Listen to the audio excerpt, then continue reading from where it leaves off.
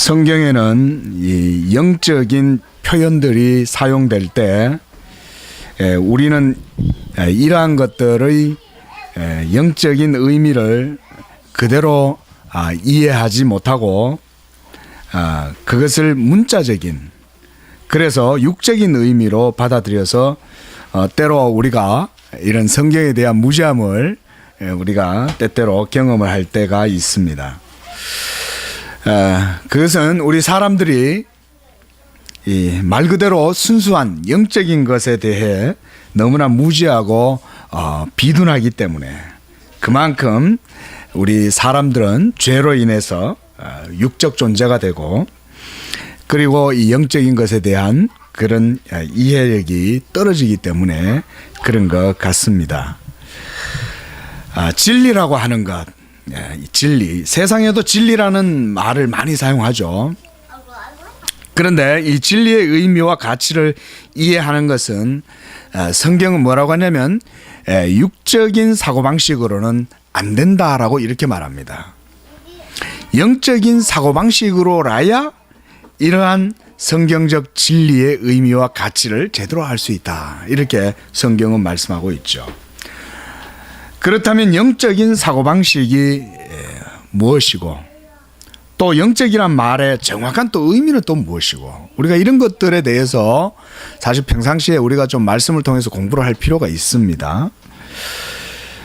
일단 이 말은요, 사람의 사고방식이나 어떤 이성의 그 어떤 사유, 체계, 그런 것으로, 또는 인간의 어떤 지적인 어떤 가능성, 능력, 이런 것에 국한된 것이 아니라 하나님의 계시에 의해서 이루어지는 그런 신앙의 사고가 바로 전제되는 말이 바로 이 영적이란 것의 의미입니다. 여러분들이 예를 들어서 우리가 스피리추얼한 것이다 이러면 뭐 소위 우리가 어떤 초월적인 어떤 경험을 하고, 또는 뭐 우리가 길 가다 보면 뭐 개량 한복 입고 막 부채 들고 다니는 사람들 있잖아요. 막 그런 사람들은 어떤 막 철학을 하는 사람 같고 뭐 돌을 닦는 사람들 같지만, 사실 그런 사람들은 영적인 사람들이 아니에요. 그냥 자기 개성을 그렇게 드러내려고 하는 것뿐이지 그런 게 영적인 것은 전혀 아닙니다. 그 뭐 또 계룡산에서 뭐 이렇게 오랫동안 돌을 닦으시면 영적이 되느냐? 여러분, 또 그런 거는 또 거짓된 영에 또 사로잡힐 가능성이 엄청 큰 거예요. 그런 것도 그래 따지면 영적인 것이 아닙니다. 참되고 진실한 영적인 것은 하나님이 오셔서 자기를 우리에게 보여주시고 자기의 말씀을 깨닫게 하실 때만 우리가 영적인 것의 의미와 가치가 이런 거구나 라고 우리가 정의를 내릴 수가 있게 되는 거예요. 모른다고 할 수도 없고 내가 스스로 알 수 있다라고도 할 수 없어요. 하나님이 오셔서 알려주시면 아는 것이고 그런 것입니다. 그게 바로 우리 기독교 신앙의 지식이죠. 그 소위 말하는 철학하고 다른 거예요, 여러분. 오늘 본문 이 3장 8절에서 주님께서 밤에 찾아온 이 니고데모에게 성령의 사람에 대해서 말씀해 주고 있습니다. 근데 그 8절 말씀만 보면요, 좀 내용이 약간 아리송해요. 좀 추상적이에요, 표현이. 뭐라고 주님이 말씀하시냐면 이렇게 성령의 사람에 대해서 묘사합니다. 바람이 불 때 어디서 와서 어디로 불어가는지 알지 못하는 것처럼 성령으로 난 사람도 그러하니라, 이렇게 말씀하는 거예요. 제가 예전에 성경을 잘 모를 때 이 말씀 읽다가 이 말은 마치 그 어떤 19절 같다. 구름에 달 가듯 가는 나그네. 그 좀 비슷해요. 주님은 주님도 이런 어떤 시적인 운율을 갖고 표현하시는 건가? 때로는 또 성령의 사람은 마치 그 축지법을 쓰는 것처럼 이 동해 번쩍 서해 번쩍 출몰하는 어떤 그런 일침에 같은 그런 이미지 같기도 하고, 제가 정확하게 이것의 의미를 잘 몰라가지고 막 이렇게 한때는 그랬었습니다.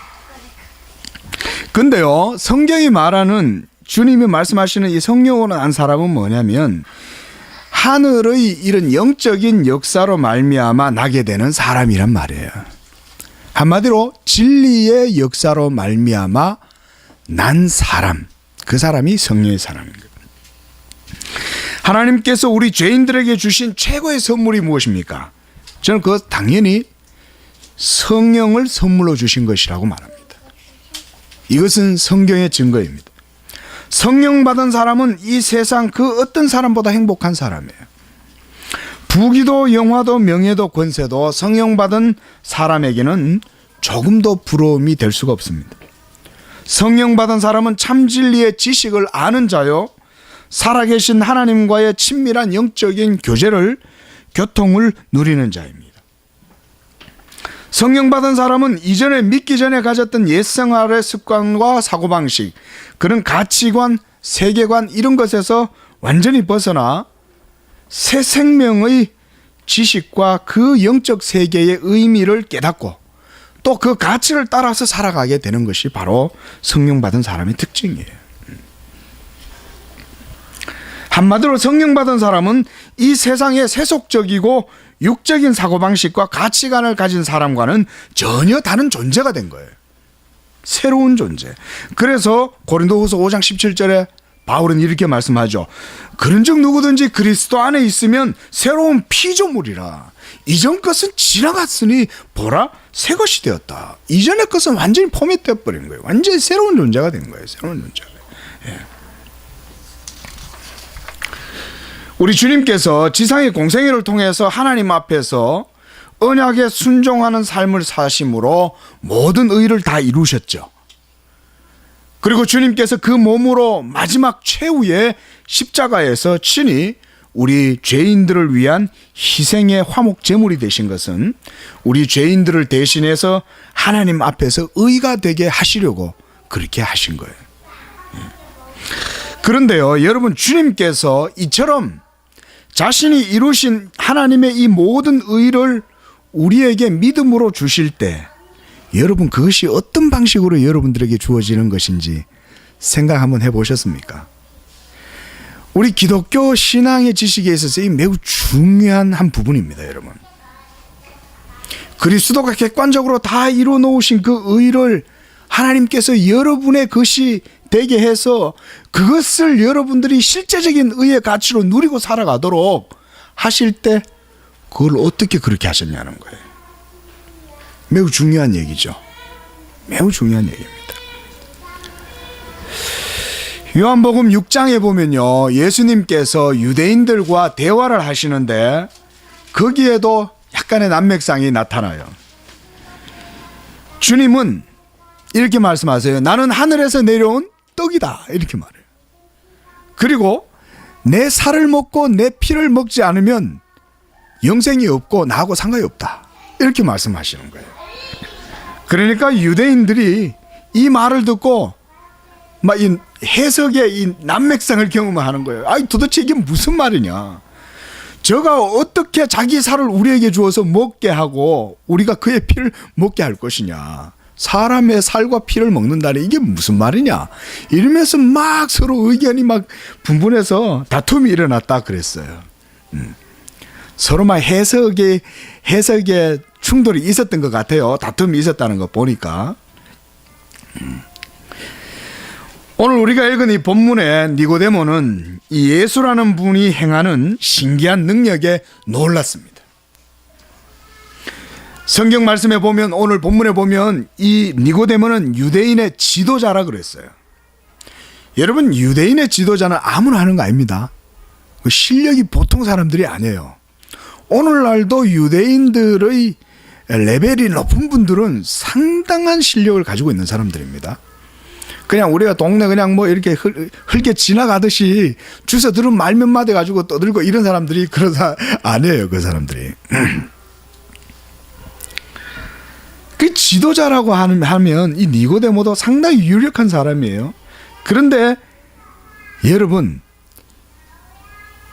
이 지적인, 지성적이고 이성적이고 합리적이고 논리적인 사람들의 허점이 어디 있냐면 자기의 논리적 구조와 사고의 틀을 벗어나는 사건을 경험하면 이 사람이 바보가 되는 거예요, 갑자기. 개미가 매일 자기의 길만 걸어 다니고 그 길만 자기 길인 줄 알고 걸어 다니는데 어느 날 갑자기 메뚜기가 탁 나타난 거예요. 아니 자기는 매일 이렇게 딱 이 점에서 시작해서 A에서 B까지 가는데 이거는 뭐 C에서 D까지 막 핑핑 날아가지고 갔다가 막 왔다 갔다 하거든요. 놀라죠. 개미는 갑자기 정신을 잃어버리는 거예요.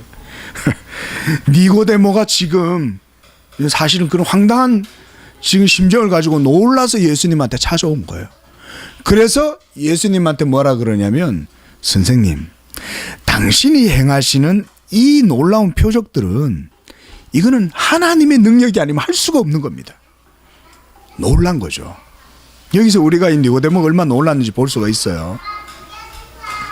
그런데 희한하게 주님은 3절에 전혀 엉뚱한 대답을 하세요. 사람이 거듭나지 아니하면 하나님 나라를 볼 수 없어. 딱 이렇게 말해요. 대뜸. 저 같으면 조금 더 친절하게 설명을, 그거는 내 능력이 아니고 하나님이 하신 건데 뭐 이러면 설명을 좀 하실 텐데, 주님은 다짜고짜 딱 얘기를 하는 거예요. 여러분, 어안이 벙벙한 사람한테는 막 설명하면 오히려 복잡해요. 요지만 딱 얘기해 주면 됩니다. 요지는 뭡니까? 성령이 역사하시면 된다는 거예요. 주님이 이 본문에서 니고데모에게 또한 성경을 통해서 우리에게 말씀하시고자 하는 말은 뭐냐면, 성령이 거듭남의 주체요, 그가 바로 진짜 생명이고 실체다, 이 얘기를 하시려는 거예요. 니고데모를 통해서 그 말씀을 지금 우리에게도 하고 있는 거예요. 우리 사람들은요, 외적으로 드러나는 현상에만 관심을 갖고 그런 일을 보면 놀라워합니다. 그러나 하나님 나라의 실제적인 의미와 가치는 그런 외적인 현상에 나타남, 어떤 물리적인 체험 변화, 여러분 그런 것보다 영적인 변화와 내적인 거듭나는 일이 있어야 한다는 거예요. 이게 더 중요한 것입니다. 주님이 거듭나야 하리라는 이 말씀을 니고데모는요, 문자적으로 그대로 받아들였어요. 그러니까 이 예수님이 좀 대충 어느 정도 상대가 약간 만만하면 이 사람 뭐 이상한 소리 하네 이러고 툴툴 털고 일어날 텐데, 놀라운 하나님의 능력을 행하는 분이 이런 말을 하니까 애시당초 자기의 레벨 가지고 이 예수님 하는 말에 딴지를 못 거는 거예요, 니고데모가. 그러니까 선뜻 대답을 한다는 게 뭐라 그러면, 내가 엄마 태속으로 다시 들어갈까요? 그리고 다시 나와야 되는 건가요? 정말 우스꽝스러운 상상을 하는 거죠. 도저히 유대인의 지도자로서는 할 수 없는 상상을 하면서도 자기 수치심을 몰라요. 왜? 너무 대단한 분이기 때문에. 아예 자존심 다 깔고 그냥 예수님한테 가니까 자기가 우스꽝스러운 말을 해도 그냥 자존심이 안 상하는 거예요. 레벨이 예수님이 너무 높으니까. 그런데요, 우리가 이 니고데모의 이런 반응을 보면서 뭘 느낄 수 있냐면, 바로 이런 수준의 생각이 바로 육적 사고방식의 한계라는 것입니다.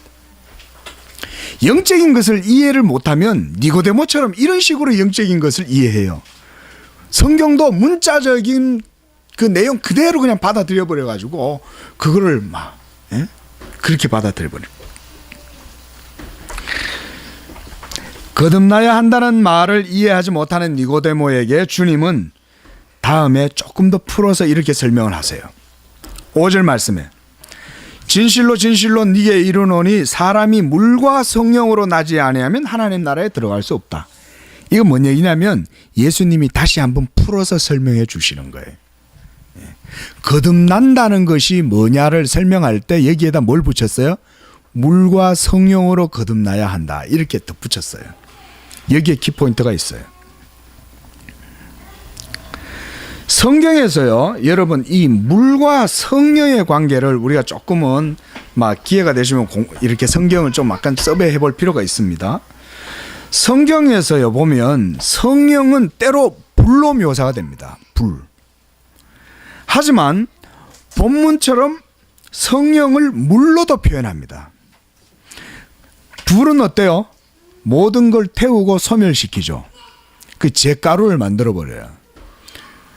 그 때때로 티가 있는 금을 막 해가지고 뭐 도가니에다가 막 해서 순금을 만들죠. 정화시키는 작용을 합니다. 근데 물도 어떻게 합니까? 씻어서 정화를 시키죠. 하지만 불은 정화를 시키지만 생명을 만들어내지 못해요. 근데 물은 특징이 뭐냐면 생명을 만들어낼 수 있어요. 물이 놀라운 겁니다, 여러분. 예.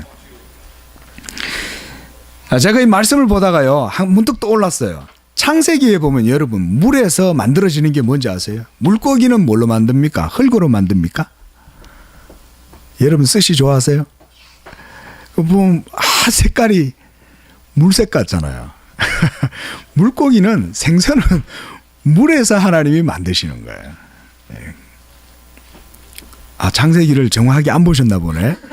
보통 1장은 대부분 자세하게 읽는데 별로 자세하게 안 읽으신 것 같네. 보통 처음은 다 열심히 읽어요. 자, 그런데요, 창세기 1장 20절 이후에 보면 물에서 각종 생물들이 창조됩니다. 근데 바다에 큰 물고기도 나오지만 좀 특이한 게 있어요. 뭔지 아세요? 새도 물에서 나옵니다. 조류. 이거는 조금 여러분 의아하실 수 있어요.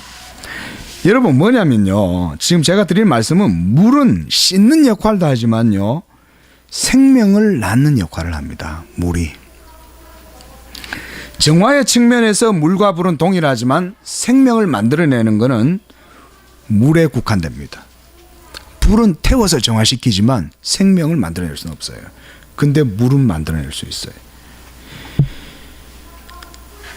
성령을 물로 표현한다는 것은 이 사도 요한의 주된 합법이기도 합니다. 그 주로 또 어디서 볼 수 있어요, 우리가? 요한 1서에서 보면 이 내용을 볼 수 있죠. 요한 1서에서 보면 증거하는 이가 셋이니 성령과 물과 피다, 이렇게 말해요. 예. 물.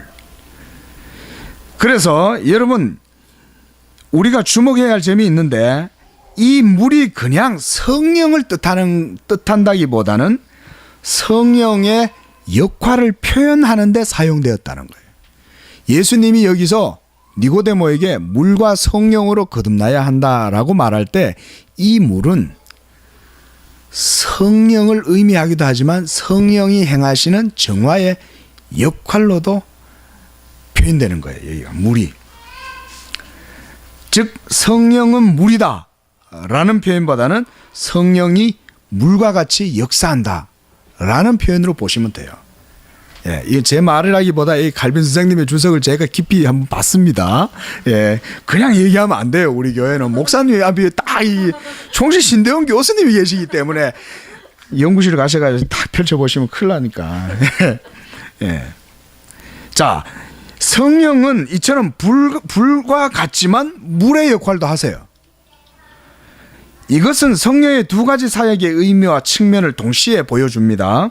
그래서 첫째로 성령으로서는 모두 태워서 정화시키고, 그렇게 하지만 이 그리스도의 피를 가지고 우리의 죄를 씻어주실 때는 물의 역할로 성령이 역사하신다는 거예요. 이게 중요한 거예요. 그러므로 성령의 두 번째 사역의 의미는 정화는 시키되 소멸시키는 불이 아니라 영혼을 살리는 영으로서의 그리스도의 말씀, 즉 성육신하신 그리스도의 진리와 그가 이루신 의를 갖고 우리의 영혼을 씻어주시고 생명을 준다는 의미로서의 두 번째 사역이에요. 이게 오늘 니고데모에게 주님이 물과 성령으로 거듭나야 한다라고 말씀하실 때 그 물이 말하는 의미예요. 성령은, 정리하면 뭡니까? 성령은 예수 그리스도가 행하신 모든 의를 가지고 그의 피로써 우리의 모든 죄를, 우리의 영혼을 정화시키고 생명을 주는 물의 역할을 하시는 거예요. 예. 그 결국은 여기서 성령은 혼자 사시는 게 아니죠. 혼자 사시는 것이 아니라 그리스도의 것을 가지고 우리에게서 물로 역사하시는 거예요. 예, 이게 중요한 거예요. 자, 그럼 본문의 말씀처럼 이해를 한번 구해 보겠습니다. 주님의 말씀대로 어떻게 사람이 두 번 날 수 있는가? 그것은 물과 성령으로서이다. 이 말은 방금 드린 설명대로 표현하면 성령께서 물의 역할을 하셔서 죽은 영혼을 살리시는 거예요. 여기서 물은 곧 그리스도의 진리의 생명과 의를 의미합니다.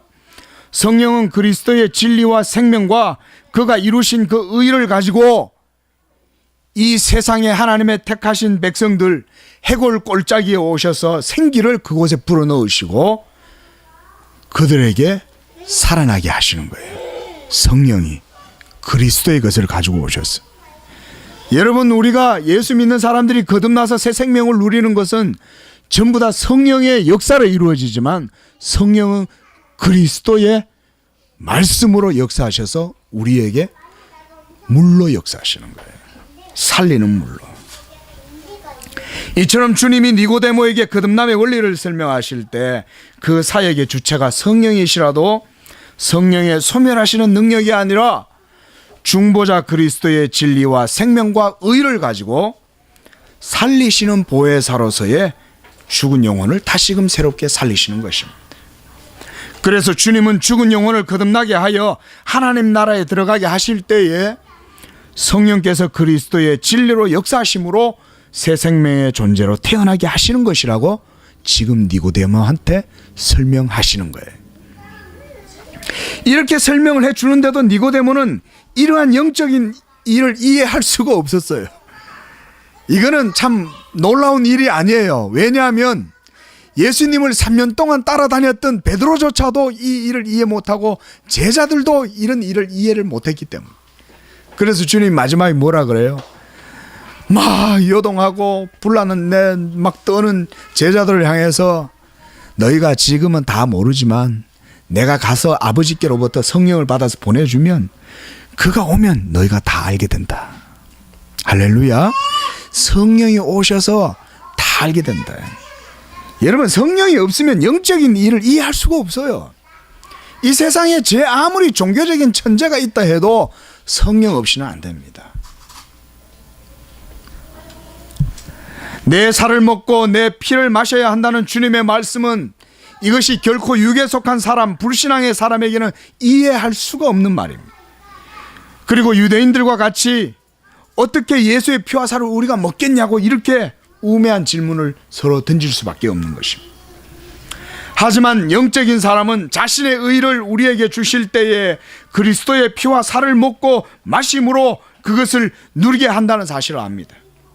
그 일은 문자 그대로 그리스도의 살과 피를 먹는다라기보다도 그리스도의 영으로 말미암는 진리의 역사로 경험하게 되고 실제적으로 이것을 취하게 되고 누리게 된다는 것을 의미합니다. 이것을 우리가 경험하는 때가 언제입니까? 성례식이죠. 성찬식이죠. 이게 바로 우리 개혁주의 신앙의 아주 중요한 내용입니다. 영적이지만 실제적이다는 거예요. 여러분, 그리고 성찬을 우리가 대하실 때 이런 마음으로 대하셔야 돼요. 지금 이것은 상징이나 기념이나 이게 아니라 이것을 이 예식에 임할 때에 그 자체 가운데 이미 영적인 임재가 실제적으로 우리 속에 그리스도의 이루신 그 의로 실제로 우리에게 누리게 하시는 거고 우리가 이걸 먹음으로 누리는 거다. 여러분, 이렇게 곱게 반드시 분명히 고백할 수 있어야 됩니다. 이거는. 이 일이 바로 성령을 통해서 우리 안에서 누리게 되는 것입니다. 주님이 자신의 의를 실제로 우리의 것이 되게 하실 때 그 비밀은 바로 성령이십니다. 진리의 영이신 성령께서 보혜사로 오실 때 자신의 것을 가지고 일하는 것이 아니라 그리스도의 것을 갖고 우리에게 오시고 그리스도께 속한 진리로만 우리에게 적용시키고 유효하게 역사하세요. 매우 중요한 겁니다. 여러분, 이게 교리적인 서술 문구가 아니에요. 이건 실제로 이렇게 성령이 역사하시는 거예요. 만일 여러분 구약 시대에 여러분 하나님의 성막에서 잘못된 불로 하나님 앞에 불을 들이다가 죽임을 당해요. 불이 나와서 그 자리에서 그냥 죽는 거예요. 여러분, 만일 성령께서 실체적으로 우리에게 오셔가지고 자신을 드러내신다면 여러분 우리가 성령의 본질 앞에 못 섭니다. 여러분 그런 성령이 뜨거운 감자가 돼서 우리 속에 들어와 계신다고 상상할 수나 있겠습니까? 죄인들 가운데 거룩하신 여호와의 영이 여러분 속에 어떻게 와요? 이사야가 환상 가운데 여호와의 신을 만나니까 오라 나는 망하게 되었다 이렇게 말하잖아요. 그런데 그 성령이 지금 우리 가운데 어떻게 거하실 수 있냐 이거죠. 여러분 성령이 실체적으로 우리 가운데 오시면 우리는 다 소멸해버려요. 타버려요. 나만 할 수가 없어요. 그런데 그 성령이 불로 임하시는 것이 아니라 물로써 우리에게 오셔서 그리스도의 것을 가지고 우리 안에 새 생명으로 역사하십니다. 여러분들의 죽은 영혼에 새 생명을 부여하시고 살리시는 거예요. 그것이 바로 그리스도의 생명입니다.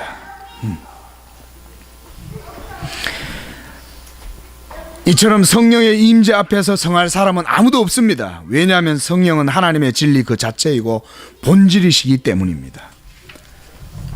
하지만 하나님은 여러분 그리스도 안에 계십니다. 놀라지 마십시오. 놀라운 것은 하나님이 그리스도 안에 계신다는 거예요. 고린도후서 5장 19절에 보면 하나님께서 그리스도 안에 계시사 이런 말씀이 있어요. 그래서 그리스도 안에 계시기 때문에 세상을 자기와 화목하게 하고 그들의 죄를 그들에게 돌리지 않고 화목하게 하는 말씀을 우리에게 주셨어요. 우리로 하여금 죽이지 않고 성령 앞에서 소멸하도록 내버려 두시지 않고 그리스도 안에서 중보의 은혜와 의로 우리를 둘러 인치고 보호해 주시는 거예요. 보증하시는 거예요.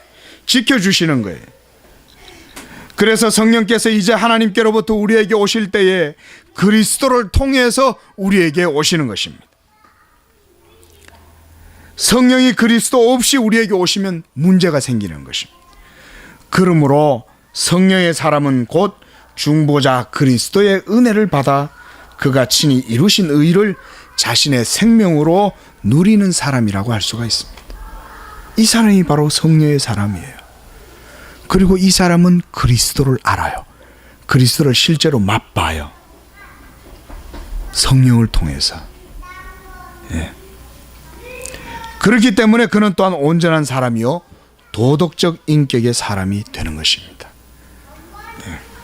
무엇보다 성령의 사람은 그 은혜가 그리스도로 말미암아 주어진 것임을 아는 자요 그런 믿음은 성령의 역사로 말미암아 갖게 되는 것입니다. 말씀을 맺습니다. 그래서 성령의 사람 그는 바로 그리스도를 믿음으로 무엇을 행하든지 그것은 진리에 속한 것이므로 진리대로 이루어진다는 사실도 믿고 압니다. 여러분 믿으시기 바랍니다. 우리 목사님 오전에도 그런 말씀하셨지만 여러분 하나님 앞에 여러분들이 믿음으로 기도하는 것 그 모든 것의 기도의 보증은 여러분들의 기도의 열심이 아니라 예수 그리스도가 이루신 의예요. 그리스도가 우리의 보증이 되시고 인치심이 되시기 때문에 우리의 모든 기도가 하나님 앞에 적법하게 드려지는 겁니다. 하나님이 그걸 받으시는 거예요. 이걸 믿으시고 여러분들의 간구하는 모든 기도와 소원이 삶 가운데 풍성하게 이루어지는 역사가 있기를 주의 이름으로 축원을 드립니다. 기도하겠습니다. 자비하신 하나님 아버지, 하나님께서 그리스도 안에 계셔서 이제는 누구든지 그리스도 예수로 말미암아 하나님 앞에 나아가는 자는 정죄함을 당하지 않고 심판과 멸망과 소멸을 당하지 아니하고 도리어 새 생명의 영을 받아서 그리스도의 그 은혜와 의를 누리고 하나님의 자녀가 되어 영생하는 삶을 살게 된다고 말씀해 주셨습니다.